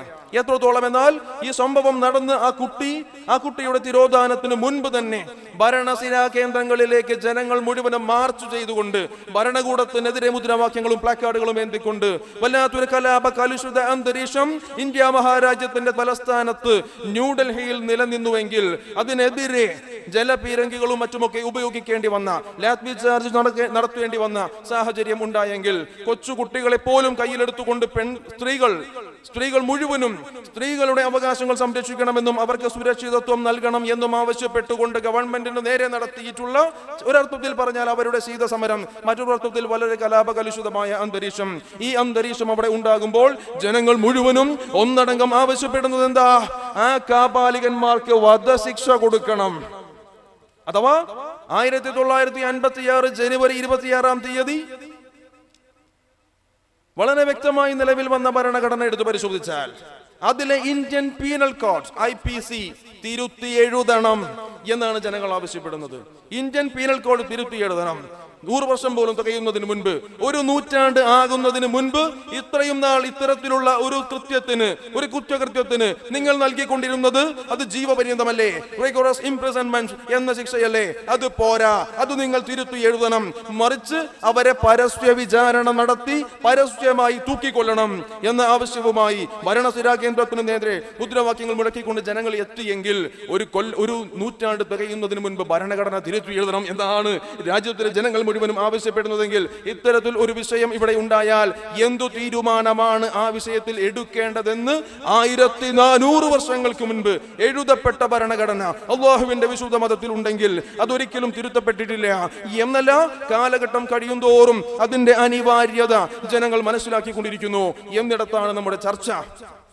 രാഷ്ട്രീയ സാമൂഹിക മേഖലകളിലെ ജനങ്ങൾ മുഴുവനും ഒന്നടങ്കം അംഗീകരിച്ച, എത്രത്തോളം എന്നാൽ എന്നെ അതിശയിപ്പിച്ചു പോവുകയാണ് സഖാവ് ഗൗരി അമ്മയുടെ അഭിപ്രായം. സ്ത്രീകളെ അപമാനിക്കുന്നവരെ ചാട്ടവാർ കൊണ്ടടിക്കണം. എവിടെ നിന്ന് കിട്ടി ചാട്ടവാർ പ്രയോഗം? അല്ലാഹുവിന്റെ വിശുദ്ധ മതം ചാട്ടവാർ കൊണ്ട് അടിച്ചു ശിക്ഷിക്കേണ്ടവരെ പറ്റി വളരെ വ്യക്തമായി പഠിപ്പിക്കുന്നില്ലേ? 1 കൊല്ലത്തേക്ക് നാട് കടത്തേണ്ടവരെ പറ്റി പഠിപ്പിക്കുന്നില്ലേ? വധശിക്ഷ കൊടുക്കേണ്ടവരെ പറ്റി പഠിപ്പിക്കുന്നില്ലേ? വ്യക്തമായി ഇതെല്ലാം പഠിച്ചുകൊണ്ട് ആണ് ഇത്തരത്തിലുള്ള നിയമങ്ങൾ നടപ്പിലാക്കണം എന്ന് രാഷ്ട്രീയ നേതാക്കന്മാർ പറയുന്നത് എന്ന് എനിക്ക് അഭിപ്രായമില്ല. മറിച്ച് ഒരു കുറ്റകൃത്യത്തിന്റെ ഗൗരവം മനസ്സിലാക്കിക്കൊണ്ട് അവരുടെ മനസ്സിൽ തോന്നുന്ന പരമാവധി ശിക്ഷ അതങ്ങ് കൊടുക്കണം എന്നിടത്താണ് ചർച്ചയെങ്കിൽ ഇത് അങ്ങനെയൊന്നുമല്ല ചിന്തിക്കേണ്ടത്. മറിച്ച് ഇതൊരു സാമൂഹിക വ്യവസ്ഥ നിലനിൽക്കാൻ സാധ്യതയുള്ള, ഒരു കുടുംബത്തിന്റെ ഭദ്രത ഇല്ലാതാക്കുന്ന, സമൂഹ ഭദ്രതയും രാഷ്ട്രഭദ്രതയും ലോകഭദ്രത തന്നെ ഇല്ലാതാക്കാൻ സാധ്യതയുള്ള കർമ്മങ്ങളെ വേണ്ട രീതിയിൽ കൈകാര്യം ചെയ്യണം എന്നതിലേക്കുള്ള സൂചനയാണെങ്കിൽ ജസ്റ്റിസ് VR കൃഷ്ണയ്യർ പറഞ്ഞു, അവരെ ആ കാപാലികന്മാരുടെ ലൈംഗിക ശേഷി ഇഞ്ചക്ഷൻ കൊണ്ട് കുത്തിവെച്ചുകൊണ്ട് അവരുടെ ലൈംഗിക ശേഷി നശിപ്പിക്കണം. അടുത്ത ആവശ്യമാണ്. മനുഷ്യാവകാശ കമ്മീഷൻ ഒന്നും ഇതിലേക്ക് ഇടപെടാൻ വരണ്ട എന്ന് ജനങ്ങൾ മുഴുവനും കമ്മീഷനു നേരെയും വിരൽ ചൂണ്ടുകയാണ്. ഞാൻ പറയുന്നു, ഈ പെൺകുട്ടിക്ക് ഏറ്റവും നല്ല ചികിത്സ ഇന്ത്യയിൽ ലഭ്യമാക്കാനുള്ള ഒരു സാധ്യതയും ഇല്ല എന്ന് കണ്ടപ്പോൾ, അഥവാ നമ്മുടെ ചികിത്സാ സാധ്യതകളെക്കാൾ ഉയർന്ന ചികിത്സ കിട്ടാൻ സാധ്യതയുണ്ടെന്ന് കണ്ട കിഴക്കൻ രാജ്യത്തേക്ക് ഈ കുട്ടിയെ സിംഗപ്പൂരേക്ക് കൊണ്ടുപോയില്ലേ? ഏറ്റവും നല്ല ചികിത്സയ്ക്ക് കൊണ്ടുപോയില്ലേ? രാഷ്ട്രീയ സാമൂഹിക രംഗങ്ങളിലെ പ്രമുഖർ മുഴുവനും പറയാതെ പറയുന്നു, ഈ കുട്ടിയെ രക്ഷിക്കാൻ വേണ്ടിയിട്ട് കിഴക്കൻ രാജ്യങ്ങളിലേക്ക് കൊണ്ടുപോയെങ്കിൽ ഈ കാപാലികന്മാരെ ശിക്ഷിക്കാൻ വേണ്ടിയിട്ട് പടിഞ്ഞാറൻ രാജ്യങ്ങളിലേക്ക് വിടുവോ? ഏറ്റവും നല്ല ചികിത്സ, ഏറ്റവും നല്ല ശിക്ഷ അവർക്ക് കൊടുക്കൂ. അങ്ങനെ അത് ലോകത്തിന് മുഴുവനും മാതൃകയാവട്ടെ എന്ന നിലയിലേക്ക് പോലും ചർച്ച ഇവിടെ എത്തിയെങ്കിൽ, ചാനലുകൾ പരതി കഴിഞ്ഞ ഏതാണ്ട് 10-45-50 ദിവസത്തോളം ചാനലുകളിൽ മുഴുവനും നിറഞ്ഞു നിന്നിരുന്ന ഒരു ചർച്ച ഈ വിഷയം ആയിരുന്നു എങ്കിൽ, ഈ ചർച്ചയിൽ ഉരുത്തിരിഞ്ഞു വന്ന, അഥവാ ഈ പ്രത്യേക പരാമർശങ്ങളിൽ ഏറ്റവും അധികം കടന്നു വന്ന വിഷയം ഈ പ്രതികൾക്ക് എന്ത് ശിക്ഷ കൊടുക്കണം എന്നിടത്താണെങ്കിൽ, അള്ളാഹുവിന്റെ വിശുദ്ധ മതത്തിന് ഈ പറയപ്പെടുന്ന വിഷയത്തിന് ശേഷമുള്ള ഇവരുടെ ശിക്ഷയെ പറ്റിയല്ല സംസാരിക്കാനുള്ളത്. മറിച്ച് ഈ സംഭവം നടന്നതിന് ഒരു 2 അടി പുറകോട്ട് ചിന്തിക്കുവാൻ അള്ളാഹുവിന്റെ വിശുദ്ധ മതം തയ്യാറാവുകയാണ്. അഥവാ അതേപ്പറ്റി ഒന്ന് ചർച്ച ചെയ്യുവാൻ നാം തയ്യാറാവുകയാണ്. എന്തുകൊണ്ട് ഇത്തരത്തിൽ ഒരു വിഷയം അവിടെ ഉണ്ടായി എന്നിടത്താണ് നേരത്തെ ചർച്ച ചെയ്യപ്പെട്ട വിഷയത്തിന്റെയും ഇനി അങ്ങ് ചർച്ച ചെയ്തുകൊണ്ടിരിക്കുന്ന വിഷയത്തിന്റെയും പ്രാധാന്യം. സ്ത്രീകൾക്ക് ലോകത്ത് സ്ത്രീകൾക്ക് ഏറ്റവും മനോഹരമായ സ്വാതന്ത്ര്യം അനുവദിച്ചു കൊടുത്ത മതമാണ് വിശുദ്ധ ദീനുൽ ഇസ്ലാം. ആ സ്വാതന്ത്ര്യത്തെ പറ്റി ചർച്ച ചെയ്ത് ആ സ്ത്രീക്ക് സംഭവിച്ച വിഷയത്തിൽ മനംതൊന്ത് ഇവരെ എന്ത് ചെയ്യണം എന്ന വിഷയത്തിലേക്ക് ചർച്ച കൊണ്ടുപോയി ആ വിഷയത്തിൽ കലാപം പോലും ഉണ്ടാകുന്ന അവസ്ഥ എത്തിയപ്പോൾ ഇപ്പോൾ ജീവിച്ചിരിക്കുന്ന ഒരു രാഷ്ട്രീയ നേതാവ് വടക്കേ ഇന്ത്യയിൽ അദ്ദേഹം പറഞ്ഞ ഒരു സ്റ്റേറ്റ്മെന്റ്, ഒരു പ്രസ്താവന വലിയ വിവാദത്തിന് വഴിവെച്ചു എന്നത് നാം കണ്ടതാ. ഈ സ്വാതന്ത്ര്യവുമായി ബന്ധപ്പെടുത്തി നടത്തിയൊരു പരാമർശമായിരുന്നു അത്. പറഞ്ഞ മണിക്കൂറുകൾക്കുള്ളിൽ അദ്ദേഹത്തിന് അത് തിരുത്തേണ്ടി വന്നു. എത്രത്തോളം എന്നാൽ ജനങ്ങൾ മുഴുവനും ഇങ്ങനെ കലാപ കലുഷിതരാവുകയാണ്. അങ്ങനെ അദ്ദേഹത്തിന്റെ അടുത്ത് മാധ്യമ പ്രവർത്തകർ വന്നപ്പോൾ അറിയാതെ ഉള്ളിലുള്ളത് പുറത്തോട്ട് വന്നു. അദ്ദേഹം പറഞ്ഞു, സ്ത്രീകൾക്ക് സ്വാതന്ത്ര്യം വേണം, ശരി തന്നെ, പക്ഷേ 1947 അദ്ദേഹത്തിന്റെ അതേ വാക്കുകൾ ഞാൻ ഇൻവേർട്ടഡ് കോമയിലിട്ടുകൊണ്ട് കേൾപ്പിക്കുകയാണ്. 1947 ഓഗസ്റ്റ് 14 അർദ്ധരാത്രി ഇന്ത്യക്ക് സ്വാതന്ത്ര്യം കിട്ടി എന്നതിന്റെ അർത്ഥം പെണ്ണിന് ഏത് പാതിരാക്കും പുറത്തിറങ്ങി നടക്കാം എന്നല്ല എന്നാണ് അദ്ദേഹം പറഞ്ഞു വെച്ചത്. 1947 ഓഗസ്റ്റ് 14 അർദ്ധരാത്രി ഇന്ത്യ സ്വതന്ത്രയായി എന്നതിന്റെ അർത്ഥം പെണ്ണിന് ഏത് പാതിരാക്കും പുറത്തിറങ്ങി നടക്കാനുള്ള സ്വാതന്ത്ര്യമാണ് കിട്ടിയത് എന്നല്ല എന്ന് പറഞ്ഞു വെച്ചത് വലിയ വിവാദത്തിന് വഴിതെളിച്ചു. ഫെമിനിസ്റ്റുകൾ മുഴുവനും അദ്ദേഹത്തെ ആക്രമിച്ചു. എന്തുമാകട്ടെ, ആ പറഞ്ഞു വെച്ചതിൽ എന്തോ ഒരു കഴമ്പില്ലേ. ഇത്തരമൊരു സംഭവം ഉണ്ടാകാനുള്ള സാധ്യതകളെ തടുക്കുവാൻ മതം പഠിപ്പിക്കുന്നില്ലേ? അഥവാ ഉണ്ടായാലോ അത്തരം സാഹചര്യങ്ങളിൽ എന്തു നിയമം ഇവിടെ വേണം എന്നതിനെ പറ്റി എഴുതി വെക്കപ്പെട്ട ലിഖിത നിയമം, ഒരു മനുഷ്യനും തിരുത്താൻ പറ്റാത്ത അല്ലാഹുവിന്റെ വിശുദ്ധ ശരീഅത്ത്, ആ ശരീഅത്ത് ഇവിടെ വ്യക്തമായി ശിക്ഷാവിധി എന്താണെന്ന് പറയുന്നുണ്ട്. അതിനപ്പുറത്തേക്ക് ഇത്തരത്തിലുള്ള കർമ്മങ്ങൾ ഇവിടെ നടപ്പിലാക്കപ്പെടാതിരിക്കാൻ അഥവാ ആവർത്തിക്കപ്പെടാതിരിക്കാൻ എന്തൊക്കെ മുൻകരുതലുകൾ വേണം എന്നും മതം പഠിപ്പിക്കുന്നുണ്ട്. നമുക്ക് മനോഹരമായി മനസ്സിലാക്കാൻ സാധിക്കും. രാത്രി 1 മണിക്ക് ശേഷം 1:10 ഡൽഹിയിലൂടെ ഓടിക്കൊണ്ടിരുന്ന ഒരു വണ്ടിയിലേക്ക് ഒരു പെൺകുട്ടി ഒരു ചെറുപ്പക്കാരന്റെ കൂടെ കയറുകയാണ്. ഈ ഒരു സാഹചര്യം എടുത്ത് പരിശോധിക്കുമ്പോൾ സെക്കൻഡ് ഷോ കഴിഞ്ഞ് തിരിച്ചു വരുന്ന വഴിക്കാണ് ഈ സംഭവം നടക്കുന്നത്. രക്തബന്ധുവല്ല, രക്തബന്ധത്തിൽപ്പെട്ട ആളല്ല. ആ കുട്ടിയുമായി ഇങ്ങനെ യാത്ര ചെയ്ത ഈ പയ്യൻ, ഇതുമായി ബന്ധപ്പെട്ട ചർച്ചകൾ അവിടെ വരാത്തത് എന്തുകൊണ്ടാ? ചാനലുകൾ മുഴുവനും ഇത്തരത്തിലുള്ള കാര്യങ്ങൾ ഇവിടെ നടക്കുന്നുണ്ട്. മാതാപിതാക്കളും മക്കളും ശ്രദ്ധാലുക്കരായിരിക്കണം. ഒരു സൂചന പോലും കൊടുക്കാത്തത് എന്താ? ഇവിടെയാണ് വിശുദ്ധ ഇസ്ലാമിന് ചർച്ച ചെയ്യാനുള്ളത്. 2 അടി പുറകോട്ട് ചർച്ച ചെയ്യണം, എങ്കിലേ വിഷയം തീരുമാനമാകൂ. അല്ലാതെ വെറുതെ കാക്കക്കൂട്ടത്തിൽ കല്ലിട്ടതുപോലെ ഇളക്കി മറിച്ചതുകൊണ്ട്, സെൻസേഷണൽ ന്യൂസുകൾ ഇവിടെ ഉണ്ടാക്കിയത് കൊണ്ട് ഒരു ചാനലുകാരും രക്ഷപ്പെടാൻ പോകുന്നില്ല. നിങ്ങളൊന്നും അങ്ങനെ പണം ഉണ്ടാക്കാനും പോകുന്നില്ല. ജനങ്ങളുടെ ക്ഷേമമാണോ നിങ്ങൾക്ക് വലുത്? ഇത്തരത്തിലേക്ക് കൂടി ചർച്ച കൊണ്ടുപോകണം. എത്രത്തോളം എന്നാൽ ആ പെൺകുട്ടി മരിച്ച അന്ന്, ഈ ലോകത്തോട് വിട പറഞ്ഞ അന്ന് ചാനലുകളിൽ നടന്ന ചർച്ചയ്ക്ക് നേതൃത്വം കൊടുത്ത ഒരു സ്ത്രീ ഉണ്ടല്ലോ, അവരുടെ പേര് ഞാനിപ്പോൾ ഇവിടെ വിളിച്ചു പറഞ്ഞാൽ ഉറപ്പാണ് ഒരാഴ്ചക്കുള്ളിൽ എന്റെ വീട്ടിൽ സമൻസ് വരും. എനിക്കറിയാം, നന്നായി അറിയാം. എങ്കിൽ പോലും ഞാൻ പറയുന്നു, ആ ചർച്ചയ്ക്ക് നേതൃത്വം കൊടുത്ത സ്ത്രീയുടെ ശരീരത്തിൽ തുണിയുണ്ടായിരുന്നോ? നിങ്ങളൊന്ന് ചിന്തിക്കണം. ഇത്തരത്തിലുള്ള പേക്കോലവും കാണിച്ചുകൊണ്ട് റിയാലിറ്റി ഷോകൾക്കും മറ്റുമൊക്കെയായി ചർച്ചകൾക്ക് നേതൃത്വം കൊടുക്കുന്ന വിഷയത്തിൽ പോലും, അതും പ്രത്യേകിച്ച് ഇത്തരത്തിലുള്ള വിഷയങ്ങൾക്ക് നേതൃത്വം കൊടുക്കുന്ന അവതാരകർ പോലും വസ്ത്രം ഉപയോഗിക്കുവാൻ ഇത്രത്തോളം അലംഭാവം കാണിക്കുന്നത് ദാരിദ്ര്യം കൊണ്ടാണോ എന്ന് തോന്നിപ്പോവുകയാണ്. അത്തരം വിഷയങ്ങൾ എടുത്ത് പരിശോധിക്കുമ്പോൾ നേരത്തെ പറഞ്ഞ വിഷയത്തോടു കൂടി ഇതൊന്നു കൂട്ടി വായിക്കണം. രക്തബന്ധുവല്ലാത്ത ഒരാളുടെ ഒപ്പം പാതിരാത്രി സമയത്ത് ഇങ്ങനെ യാത്ര ചെയ്യുവാൻ യഥാർത്ഥത്തിൽ വിശുദ്ധ ഇസ്ലാം അത് അനുവദിക്കുന്നുണ്ടോ? വിശുദ്ധ ഇസ്ലാമിലേക്ക് കടന്നു വന്നില്ലെങ്കിൽ പോലും ആ നിയമങ്ങൾ സാർവജനീനമാണ്, സാർവകാലികമാണ്, സാർവലൗകികമാണ്. ഏതു ലോകത്തുള്ളവർക്കും, ഏതു ജനങ്ങൾക്കും, ഏതു ദേശക്കാർക്കും, ഏതു ജനങ്ങൾക്കും സ്വീകരിക്കാൻ പറ്റുന്ന നിയമങ്ങളാണ്. മനുസ്മൃതി എടുത്ത് പരിശോധിച്ചാലും ഈ വിഷയം വളരെ ഗൗരവമായി നമുക്ക് കാണാം. അല്ലാഹുവിന്റെ വിശുദ്ധ മതം മാത്രമല്ല, മനുസ്മൃതിയിൽ പറയുന്നു, പിതോരക്ഷതി കൗമാരേ, കൗമാരപ്രായത്തിൽ പിതാവാണ് രക്ഷിക്കേണ്ടത്. ഭർത്രോ രക്ഷതി യൗവനേ പുത്രോ രക്ഷതി വാർദ്ധക്യേ ന സ്ത്രീ സ്വാതന്ത്ര്യമർഹതി. പിതോരക്ഷതി കൗമാരേ ഭർത്രോ രക്ഷതി യൗവനേ പുത്രോ രക്ഷതി വാർദ്ധക്യേ ന സ്ത്രീ സ്വാതന്ത്ര്യമർഹതി. വളരെ മനോഹരമായി മനുസ്മൃതി എടുത്തു പറയുമ്പോൾ കൗമാരപ്രായത്തിൽ പിതാവ് കൂടെ വേണം. യൗവനപ്രായത്തിൽ യുവതിയായാൽ, വിവാഹം കഴിഞ്ഞാൽ, രക്തബന്ധു കഴിഞ്ഞാൽ പിന്നെ സ്ഥാനമുള്ളത് ഭർത്താവിനാണ്. ഭർത്താവ് കൂടെ വേണം. പിന്നീട് അങ്ങ് വാർദ്ധക്യം എത്തിയാൽ പോലും അവളെ സംരക്ഷിക്കുവാൻ പുത്രൻ വേണം. ഇസ്ലാമിന്റെ ഭാഷയിൽ പറഞ്ഞാൽ തൊട്ടാൽ ഉളുമുറിയാത്ത മകളുടെ ഭർത്താവ് ഇവരുടെ സംരക്ഷകനാകുന്നതിൽ തെറ്റില്ല. എന്തിങ്ങനെ അങ്ങ് സ്ത്രീ സ്വാതന്ത്ര്യമർഹതി, ആ വിഷയത്തിൽ സ്ത്രീക്ക് സ്വാതന്ത്ര്യമില്ല. ഇത് സ്വാതന്ത്ര്യം കൊടുക്കലാണ്. ആ വിഷയത്തെ സംബന്ധിച്ചിടത്തോളം സ്വാതന്ത്ര്യം കൊടുക്കലാണ്. ഈ സപ്പോർട്ട് വേണ്ടതാണ്, ചോദിച്ചു വാങ്ങേണ്ടതാണ് എന്ന് പഠിപ്പിച്ചുകൊണ്ട് കുറ്റകൃത്യങ്ങളിലേക്ക് തിരിയാനുള്ള സാധ്യതകളെ തുടക്കത്തിൽ വെച്ച് തന്നെ എതിർത്ത് തോൽപ്പിച്ചുകൊണ്ട് അതിന്റെ അടിവേര് അറുക്കുന്ന രംഗം വിശുദ്ധ മതത്തിലെ ശരീഅത്ത് നോക്കിക്കഴിഞ്ഞാൽ നമുക്ക് മനസ്സിലാക്കാൻ സാധിക്കും. കൊലപാതകത്തിന് എന്താണ് ശിക്ഷ കൊടുക്കേണ്ടത്? തല വെട്ടിമാറ്റേണ്ട കേസുകൾ വരെ ഉണ്ടാകുന്നത് എത്രത്തോളം ഗുരുതരമായ തെറ്റുകൾക്കാണ്.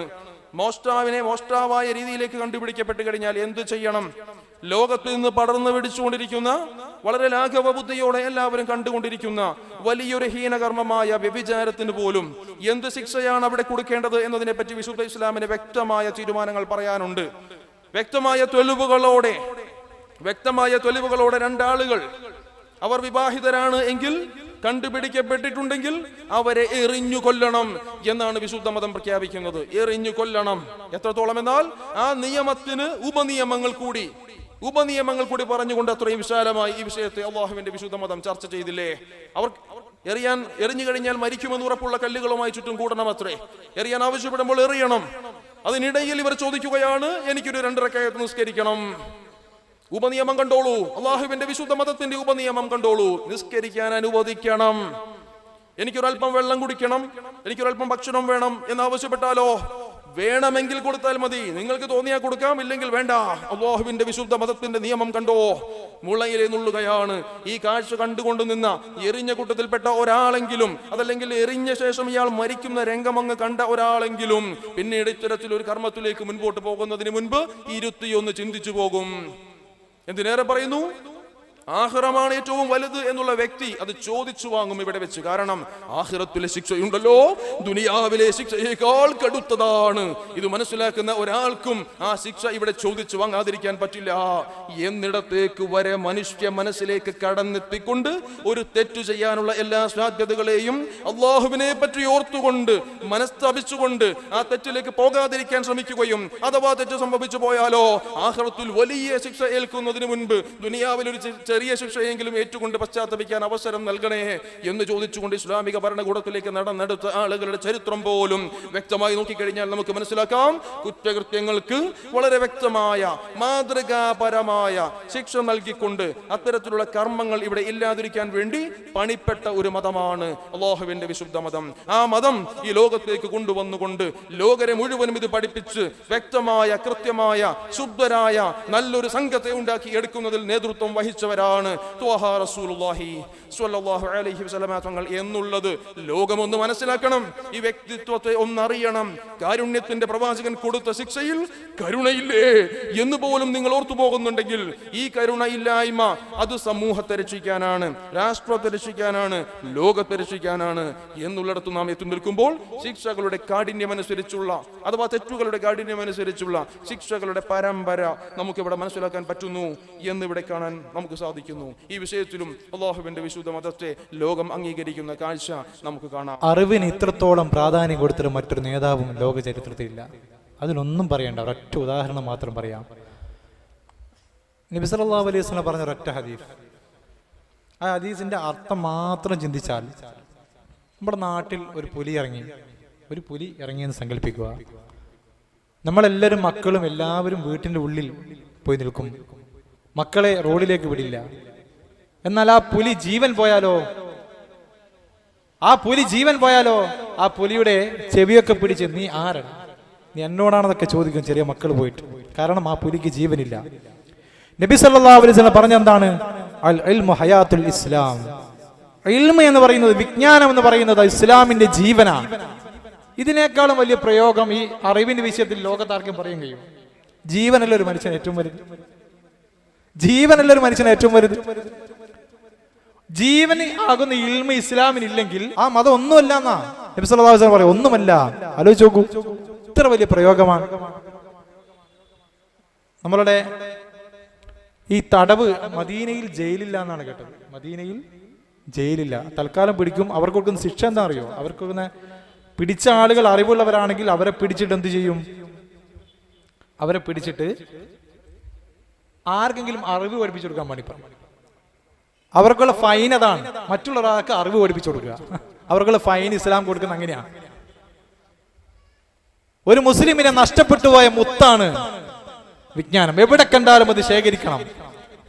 ഇങ്ങനെ പറഞ്ഞ് ഈ വിജ്ഞാനത്തിന് ഏറ്റവും കൂടുതൽ പ്രാധാന്യം കൊടുത്ത് നമുക്കൊരു സംസ്കാരം ഉണ്ടായിരുന്നു. കൊർദോവോ, സ്പെയിൻ ഒരു കാലഘട്ടത്തിൽ ഇസ്ലാമിക സംസ്കാരത്തിന്റെ ആസ്ഥാനമായിരുന്നില്ലേ? ആ സ്പെയിനിൽ ഒരു കയ്യിൽ ടെസ്റ്റ് ട്യൂബും മറ്റൊരു കയ്യിൽ തസ്ബീഹിമാലയും പിടിച്ച പണ്ഡിതന്മാർ ഗവേഷണം നടത്തിയില്ലേ? ആ കാലഘട്ടത്തിൽ യൂറോപ്പ് തവള പിടിച്ച് ജീവിക്കുകയായിരുന്നില്ലേ? ലോകത്തിന് മുഴുവൻ വിജ്ഞാനം കൊടുത്ത കേന്ദ്രം, ലോകത്തുള്ള ആദ്യത്തെ മെഡിക്കൽ കോളേജും ആദ്യത്തെ ലൈബ്രറിയും ആദ്യത്തെ ഗവേഷണ കേന്ദ്രവും എല്ലാം ലോകത്തിന് തുറന്നു കാണിച്ചു കൊടുത്തത് അത് കൊർദോവോ യൂണിവേഴ്സിറ്റി അല്ലേ? കുരിശ് യുദ്ധത്തിന്റെ കാലഘട്ടത്തിൽ അവിടെ വന്നിട്ട് ആക്രമണം മറ്റും നടത്തിയിട്ട് റാസി ഇമാമിന്റെ പേരിൽ റസസ്ലാക്കി മാറ്റി കുട്ടികൾ പഠിക്കുന്നു. ഇബ്നു സീന റളിയല്ലാഹുവിന്റെ പേര് അവിസന്നാൻ എന്ന പേര് മാറ്റി നമ്മൾ വിദ്യാർത്ഥികൾ പഠിക്കുന്നു. ഗസാലി ഇമാമിന്റെ ഇഹ്യാ ഉലൂമുദ്ദീനും അതേപോലെ തന്നെ ഇബ്നു ഖൽദൂനും മുഖദ്ദിമയും കോപ്പി അടിച്ചാണ് ഇന്നത്തെ എല്ലാ സൈക്കോളജിയും രേഖപ്പെടുത്തുന്നത്. ഇവിടെ ഞങ്ങൾക്കറിയാം ഈ വിഷയത്തിൽ മേഖലയുമായി ബന്ധപ്പെടുന്നത് കൊണ്ട് ഓരോന്ന് പറയുമ്പോൾ ഇപ്പൊ ഏറ്റവും വലിയ സൈക്കോളജി ശാഖയാണ് ഇത് TA സൈക്കോളജി. എല്ലാ കുട്ടികളും ജനിക്കുന്നത് ശുദ്ധ പ്രകൃതിയിലാണ്. All individuals are born prince and princess. എല്ലാ കുട്ടികളും ജനിക്കുന്നത് ശുദ്ധ പ്രകൃതിയിലാണ്. അവര് പ്രിൻസ് ആയിട്ടും പ്രിൻസസ് ആയിട്ടും രാജകുമാരനും രാജകുമാരിയുമായിട്ടാണ് ജനിക്കുന്നത്. അവരെ തവളകളാക്കി മാറ്റുന്നത് മാതാപിതാക്കളാണെന്ന് ആധുനിക TA സൈക്കോളജി പറയുന്നു. ഏറ്റവും ലോകത്ത് വലിയ വിപ്ലവം ഉണ്ടായ ഒരു പ്രഖ്യാപനമാണത് TA സൈക്കോളജി, ട്രാൻസിഷൻ അനാലിസിസ്. ഞങ്ങൾ അതിൽ ക്ലാസ് എടുക്കുന്നുണ്ട്. എന്താണ് കുല്ലു മൗലൂദി യൂലദു അലൽ ഫിത്ര സയ്യിദുനാ റസൂലുള്ളാഹി.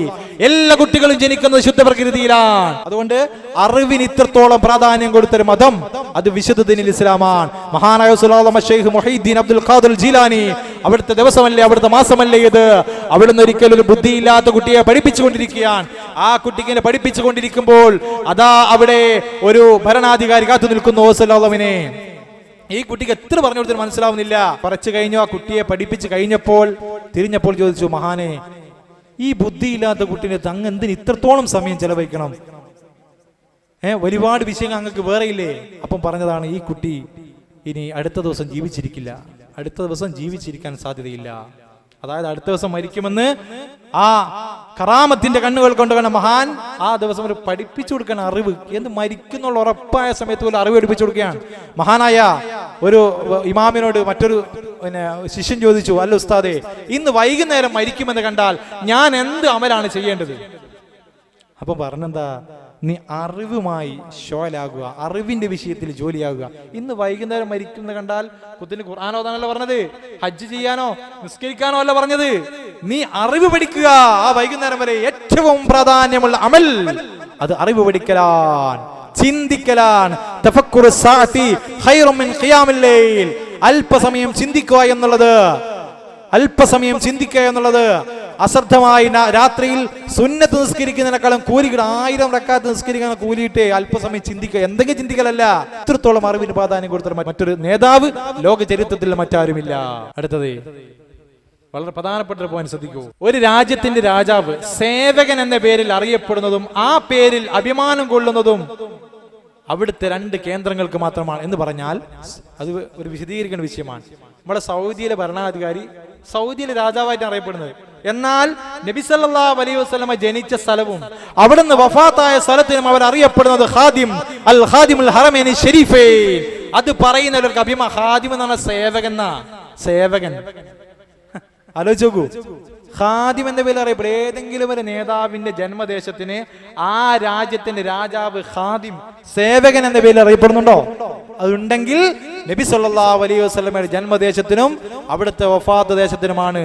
പള്ളി കഴുകുക എന്ന് പറയുന്നത് നാട്ടിലെ കുട്ടികളുടെ പണിയാണ്, അല്ലെങ്കിൽ അതുപോലുള്ള ജോലിയായിട്ടാണ് കാണാറ്. എന്നാൽ ആലോചിച്ച് നോക്കൂ, മക്ക കഅബ കഴുകുക എന്നുള്ളത് ഏറ്റവും സൗദിയിലെ മക്കത്തെ ഏറ്റവും വലിയ ആഘോഷം, രാജകീയ പ്രൗഢിയോടുകൂടി നടത്തുന്ന ആഘോഷമാണ് കഅബ, അള്ളാന്റെ പള്ളി കഴുകുക എന്നുള്ളത്.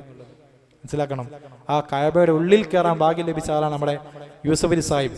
അതിന്റെ ഉള്ളിലുള്ള ഇതുണ്ടല്ലോ തൂണ്, അത് നമ്മുടെ കേരളത്തിൽ മലബാറിന്ന് കൊണ്ടുപോയ തൂണാണ്. പിന്നെ തേക്ക്. രാജാവ് ഈ 2 പ്രദേശങ്ങൾക്ക് സേവകൻ എന്ന പേരിൽ അറിയപ്പെടാൻ അഭിമാനം കാണിക്കുന്നുണ്ടെങ്കിൽ അത് റസൂലുള്ളാഹിന്റെ ജന്മദേശത്തിനും വഫാത്ത് ദേശത്തിനും മാത്രമാണ്. നബി സല്ലല്ലാഹു അലൈഹി വസല്ലം സമർപ്പിച്ചതുപോലുള്ള ആരോഗ്യ ദർശനം ഒരു ആരോഗ്യ ദർശനം ലോകത്ത് മറ്റൊരു നേതാവിന് സമർപ്പിക്കാൻ സാധിച്ചിട്ടില്ല. നോക്കൂ, അല്ലാഹുവിന്റെ റസൂലിന്റെ ഭാഗത്ത് നിന്നുള്ള പ്രഖ്യാപനങ്ങൾ കേട്ടാൽ ലോകം മുഴുവനും അതിശയിച്ചു നിൽക്കുന്ന രംഗം നമുക്കിവിടെ മനസ്സിലാക്കാൻ പറ്റും. ഞാനിങ്ങനെ ചർച്ച ചെയ്തപ്പോൾ എനിക്ക് തോന്നുകയാണ്, ഈ വിഷയത്തിൽ വളരെ വിദഗ്ധരായ യൂറോളജിസ്റ്റുകൾ പോലും അതിശയിച്ചു പോകുന്ന ഒരു പ്രഖ്യാപനം അള്ളാഹുവിന്റെ ഹബീബ് തിരുനബി സ്വല്ലല്ലാഹു അലൈഹി വസല്ലമ തങ്ങളുടെ ഭാഗത്ത് നിന്ന് ഉണ്ടായിട്ടുണ്ട്. എന്താണെന്നറിയുമോ? സർവ്വലോക ശാസ്ത്രജ്ഞന്റെ വാക്കുകളൊന്ന് കേൾക്കണം. നിങ്ങൾ പൊത്തുകളിൽ മൂത്രമൊഴിക്കരുത്. ഒരു മനുഷ്യന്റെ ജീവിതത്തിൽ നിർബന്ധമായും കടന്നു പോകുന്ന മേഖലകളാണല്ലോ ഉറക്കം, പിന്നീട് ആയുസ് നീട്ടിക്കിട്ടി കഴിഞ്ഞാൽ എഴുന്നേൽക്കൽ, പിന്നെ അങ്ങോട്ട് ടോയ്ലറ്റിൽ പോകുന്ന ശീലം. ഇത് നാം എടുത്ത് പരിശോധിച്ചാൽ എല്ലാ ദിവസവും പല തവണ കടന്നു വരുന്ന റിപ്പീറ്റഡ് ആയിട്ടുള്ള ഒരു ഹാബിറ്റ് എന്ന നിലയിൽ മൂത്രമൊഴിക്കുന്ന വിഷയത്തെ എടുത്ത് പരിശോധിക്കുമ്പോൾ അത് ഇരുന്നു കൊണ്ട് വേണം എന്നും മൂത്രമൊഴിച്ചാൽ വെള്ളം കൊണ്ട് ശുചിയാക്കണം എന്നും പഠിപ്പിച്ച കൂട്ടത്തിൽ അല്ലാഹുവിന്റെ ഹബീബ് പഠിപ്പിക്കുകയാണ്, പൊത്തുകളിൽ മൂത്രമൊഴിക്കരുത്, പൊത്തുകളിൽ മൂത്രമൊഴിക്കരുത്. വിശദീകരിച്ച് ചോദിച്ചപ്പോൾ മഹാനായ ഖത്താദ റളിയല്ലാഹു അൻഹുവിന് പഠിപ്പിച്ചു കൊടുക്കുന്നു. എന്താണത്? പൊത്തുകൾക്കുള്ളിൽ ജിന്നുകൾ ഇബാദത്തിലായിരിക്കാൻ സാധ്യതയുണ്ട് എന്ന് പഠിപ്പിച്ചു കൊടുത്തെങ്കിൽ ഞങ്ങൾ മനസ്സിലാക്കുകയാണ്, അള്ളാഹുവിന്റെ ഹബീബിന്റെ ഏതൊരു വചനത്തിലും രണ്ട് വശങ്ങൾ കാണാം. ഒന്ന് ഒരു ആത്മീയ വശം, പരലോകത്തേക്ക് വേണ്ടിയിട്ടുള്ള ഒരു വശം, മറ്റൊന്ന് ഒരു ഭൗതിക വശം അഥവാ ഇഹലോകത്തേക്ക് വേണ്ടിയിട്ടുള്ള ഒരു ഭാഗം. ഇതിൽ ജിന്നുകളുടെ ഇബാദത്തിന് തടസ്സപ്പെടുത്തുന്ന നജസ് പോലെയുള്ള സാധനങ്ങൾ ആ ഭാഗത്തേക്ക് എത്തിക്കഴിഞ്ഞാൽ ജിന്നുകൾക്ക് അല്ലാഹു കഴിവ് കൊടുത്തിട്ടുണ്ടല്ലോ. ഒരുപക്ഷെ അത് എവിടെ നിന്ന് വന്നോ ആ മനുഷ്യന്റെ ശാരീരിക അവയവവുമായി ബന്ധപ്പെട്ട് ബുദ്ധിമുട്ടുകൾ ഉണ്ടാവാം. ബുദ്ധിയുള്ളവർക്ക് ചിന്തിക്കാം. എത്രത്തോളം എന്നാൽ മഹാനായ ഉമർ ഖാദി റളിയല്ലാഹു അൻഹു മഹാനവർകൾ റൗള ശരീഫിലേക്ക് ചെന്നിട്ട് ആ തിരു റൗളയൊന്ന് കാണണം എന്ന ആഗ്രഹം പെരുത്തുകൊണ്ട് ആ ശുക്ർ റസൂൽ അങ്ങ് ചെന്നപ്പോ റൗളയുടെ കവാടങ്ങൾ